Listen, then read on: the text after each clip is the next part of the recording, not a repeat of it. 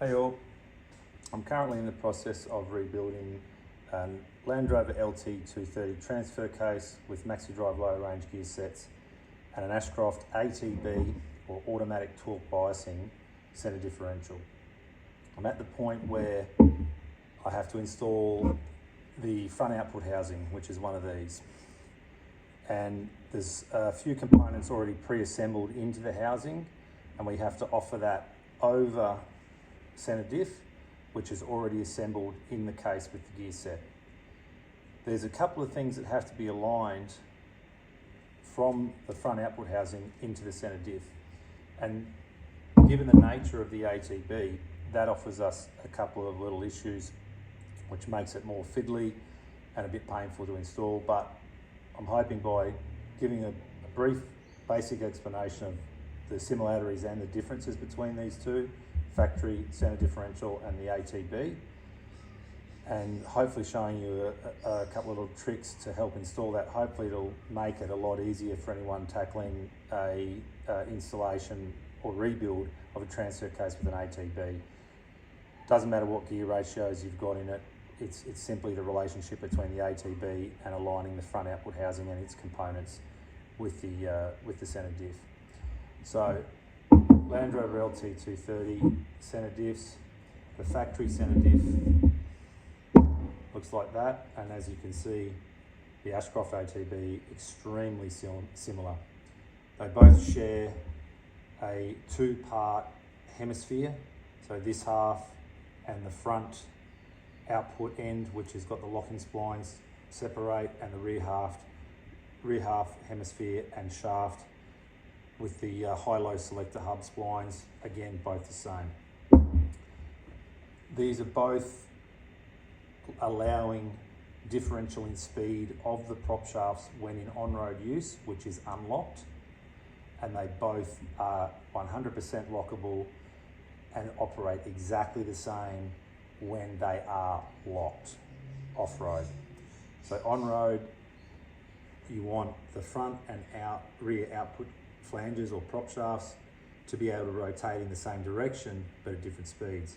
And we need this because when we're driving an all-wheel drive vehicle, so front and rear wheels are driving, on-road, high traction surface, so no slip, the transmission has to be able to deal with the fact that the front wheels and the rear wheels need to be able to turn at different speeds while you're driving along, whether it's undulating roads, whether you're going around bends. The front and rear wheels do not follow the exact same path and therefore need to travel at different speeds as you're driving along. So that's the differential in speed between the front and rear output shaft. So the factory centre diff has two side gears housed or that run inside the housing here. They're located by that. The inside of the side gears are splined, and those splines match these splines on the output shaft. This is a rear output shaft. They'll slide inside there, and it locates inside those splines inside the side gear. The front output shaft is shorter, exactly the same splines, locates inside the side gear the same way. Around those side gears, there are 4 sun or pinion gears. These smaller bevel gears run on cross shafts. There's one cross shaft there and one cross shaft there that go right through the hemisphere. The little sun or pinion gears rotate on those shafts, but they roll around the side gears. And that setup allows the 2 side gears to both rotate the same way, but at different speeds, because the differential in speed is taken up by the 4 sun or pinion gears. The lack of resistance to a differential in speed is great on road to a point, but it allows that differential in speed, and it's quite easy to overcome. The Ashcroft ATB operates in a different manner, and internally it's different. It has 2 side gears, same as a centre diff has 2 side gears. Those side gears look different. The only similarity is that they are internally splined exactly the same for the output shaft. So the rear output shaft slides in there, engages in those splines inside the side gear, and the front output shaft exactly the same into that side gear. The side gears on the factory diff are standard bevel gears. On the inside the ATB, they are helical cut gears, and inside them, in between the two output shafts, inside those side gears are two splined retainer plates, and between those two retainer plates are Belleville washers. Belleville washers look like washers that have been formed conically, so they're a bit of a cone shape to them. And if you stack Belleville washers opposingly and sit them, you can push on them and they act like a spring. So those Belleville washers are stacked, and when this case is bolted together, it's compressing the Belleville stack together. It's now wanting to push apart, which is pushing the two side gears outwards, away from each other.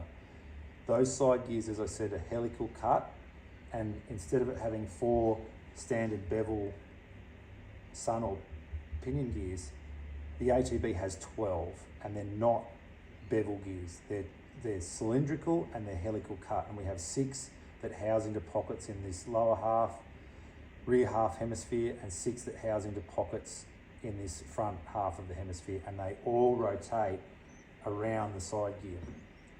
Because the Belleville washers are pushing outwards, there's already a certain amount of friction engaging on those 12 pinions, and the pinions are being driven by the nature of their helical cut into the pockets and have resistance in the pocket ends of the hemisphere. So there's already a certain amount of resistance in there that is resisting the slip or resisting the differential in speed. This is not an issue on the road. The vehicle's 2 tons plus, and there's enough rotating mass at the very least to overcome that. But it's a lot more to us than it is in these. This works very well on road. I haven't heard of anyone having real handling issues with these. I've only heard of benefits. So in dry, high traction conditions, it's not noticeable compared to the standard diff, but there are benefits to be gained on icy roads, slippery roads, especially dirt outback roads and stuff like that. So where you've got enough traction, you don't want to be in diff lock, you're driving at higher speeds than crawling around off road, but there is little traction issues there. These are great, and they're also a strong centre. And one thing you won't do is with these, if you run the centre diff unlocked and you get wheel spin and a high amount of wheel spin, front wheel traditionally happens more so than rears, but rears can absolutely happen. The differential in speed in the output shafts, and it's going to be the one spinning the most, is going to be the one with no traction that's just spinning madly. You'll weld the side gears to the sun or pinion gears to the cross shafts. They just gale up and weld, and that's when people talk about blowing centre diffs, that's what's happening. These generally won't do that. When we are installing the front output housing, there's 2 components to line up, to have it to align inside and over the centre diffs. That is the spline from the front output shaft internally inside the side gear, and the locking collar over the outer spline here on the hemisphere. It's not an issue on the factory centre diff, and I'll show you why, because the side gears will move independently of the hemisphere quite easily. So if we put this centre diff here inside this little jig, output shaft, I'll drop a output flange over that. I can turn this by hand or one hand. This is not turning, the hemisphere is not turning. It's locked in here by this locking collar ring welded to this jig. I can turn that over independently, so if I have to align this with this 2 separate parts, I can do that. That's not too bad. With the ATB, it's a bit of an issue because you cannot do that by hand. So I'll drop the ATB in.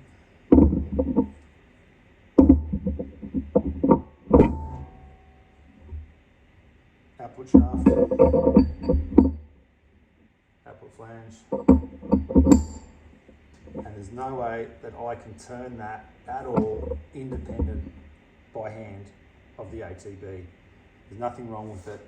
That's that preload, that's the resistance and the nature to slip or differential that the ATBs are. If I take my prop shaft tool, which is an old flange cut off and welded into a bit of tube, and I offer that over that, we'll just drop a couple of bolts in to rotate it. I can now turn that independent of the hemisphere. So I can get that to move independent, that's not an issue, that's operating fine. And I can see the 6 pinion gears through these little holes rotating around, like in their pockets they're rotating because the side gear is turning those, but the resistance is there.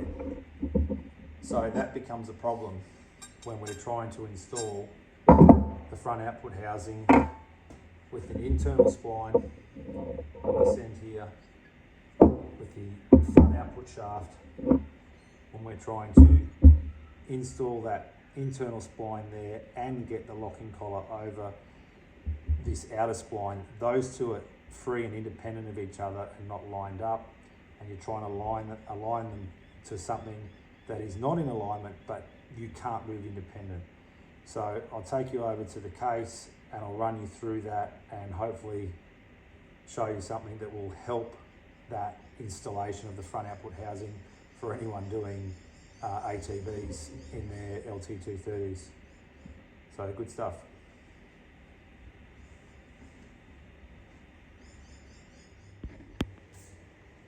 So this is the LT230 I'm building, maxi drive low range gear set, Ashcroft ATB. Front output taper roller bearing installed as per requirement. Don't forget we've got the high-low selector shaft that has to be in there. And of course this is our locking spline. Remember that whilst they are independent, for us at the moment with that little, no restriction for that to turn, and we don't have the ability to hold that and turn the side gear in there independent to this, we have an alignment issue. This is the front output housing. The factory workshop manual will have you install in the housing itself, in this output housing, it will have you install the roller bearing for the front output shaft, the roller bearing in there, the circlip that retains it, the oil seal, and the front output shaft itself, along with the locking collar that you can see in there. You can see the teeth, and those teeth engage the splines on the center diff and also the splines on the front output shaft. When it's all the way down on the center diff, it's unlocked. When it's up, it's half on the center diff and half on the output shaft, and they're locked together. So the manual does not have you install, the factory workshop manual does not have you install the diff lock selector shaft or the diff lock selector fork and the spring and its retainer, the keeper pads there. They have you put that in later, and they have you do that by removing this plug here. Now, none of the master rebuild kits or the rebuild kits, I buy most of my stuff from Ashcroft, they don't come with this plug. I'm sure you could order as a spare part, but I've never changed one. My thought process with something like that, like a Welsh plug, unless there's a problem, if it ain't broke, don't fix it. You pull that out, it's a shrink fit or a press fit, it's got to be put in, it's got to be sealed. That's not something I want to stuff with if it's not an issue, and it's not been, I've never had one that's been leaking, thankfully. Not only is that a reason to not put it in through that way, doing it this way gives us the opportunity to install this correctly, given that that spline, the output shaft spline, and the locking dog collar, whilst they are independent, they are related. And the reason being is when this ATB has been assembled, we have no way to align the side gears inside it and their splines with this spline so we can line these all up and just drop it in. That ain't happening. With a factory center diff, you can drop this over, you can spin the output shaft, and as you're offering it up, and get it to align independently of the center diff, and then you can get those to line up and they drop in a lot easier. That doesn't work on this, because as soon as you start turning the front output shaft and the splines are the slightest bit engaged, it turns the whole thing and everything's spinning at the same speed, and you're not getting a differential between the internal splines and those external splines to get the two components to line up, and it will not drop over. I have installed by hand the indent ball, spring and grub screw in the locking shaft, just by hand, just enough to retain it. We'll set that up properly later on with Loctite and get the right amount of pressure on, but for now we just need enough to retain it. And I have slid that down with a screwdriver to retain the selector fork in the low or non-locked position, and that's to get the locking the locking ring down. So as we're offering both up, we can just play with a little bit and get it to drop on there. Now I have misaligned these two, so they're not aligned. I've made sure they're not aligned. So as I offer this over, and we can have a bit of a play with it, we'll see how it goes. So you have to offer it up so the high-low selector shaft goes through the hole in the front output housing. Now I've already got just there, at that height, the spline is already starting to engage. The output shaft spline down inside the side gear is already starting to engage in the ATB. If I put a little bit of pressure down, because this is preloaded in the down position, you can see the spring's not touching up there. It's starting the actual selector fork is starting to ride up because it doesn't want to seat home because it's not aligned. If I just let that sit, make sure it's not caught up on the high-low selector shaft, a little bit of pressure, bring it back, just sort of just engaging, and just wiggle it back and forth. Hopefully that'll just find itself and drop in.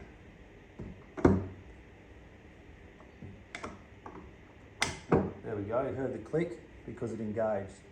And that's the only way I've been able to find that, to get those two parts that are independent of each other and not aligned to align with two other parts that are independent and not aligned, or to align up when you can't just turn this. You can hold this, you can even hold the bottom output shaft down here. You can put a flange on it with a factory center diff. You can independently rotate those to get those to line up. You can't on the ATB. So set your locking shaft in, set your ball, indent ball, spring and grub screw in, and all this up as per you would. Engage it down. So that's still engaged in unlock. If I remove it, you'll see that it's still down. And it's a little bit fiddly because that locking collar is not sitting concentrically. That's another reason you've got to give it a little bit of play, a little bit of wiggling and turning to get it all to line up. So if I hold that collar, I'll spin the shaft so it's out of alignment. The two are not moving at the same time, so there's definitely no more alignment from what it was. We're still in the down position. I'll place that over the high-low selector shaft. A little bit of lining up with the splines, firstly on the output shaft. Get that to sit over there. A little bit of back and forth.